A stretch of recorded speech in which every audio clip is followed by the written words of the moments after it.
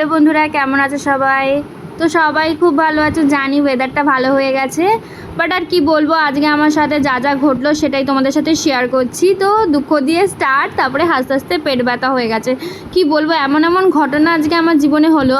First তো তাড়াহুড়ো করতে গিয়ে পুরো সিরামের শিশিটা ভেঙে ফেললাম।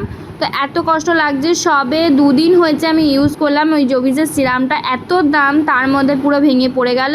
আর তো গেল পুরো সব শেষ। তারপরে গেল, মনটা খারাপ নিয়ে বেরিয়ে পড়লাম। দাদাকে বললাম একটু ছেড়ে দিয়ে আয় আমাকে মেট্রো স্টেশন অবধি, কারণ এখন স্কুটি রাখা খুব ঝামেলা, কোনো মেট্রো স্টেশনে স্কুটি রাখছে না। তো যাই হোক, আমাকে যেহেতু বরানগর নেমে তারপর ওখান থেকে অটো ধরতে হয়, তাই জন্য আমি মেট্রো করেই যাই। তো মেট্রো করে যেতে যেতে অনেক এমন এমন জিনিস আমি দেখি, মানে কি বলবো, হাসতেও পারি না কারোর সামনে। একটি ভদ্রমহিলা হঠাৎ করে দেখি ব্যাগ থেকে কাজল বার করে পড়লো।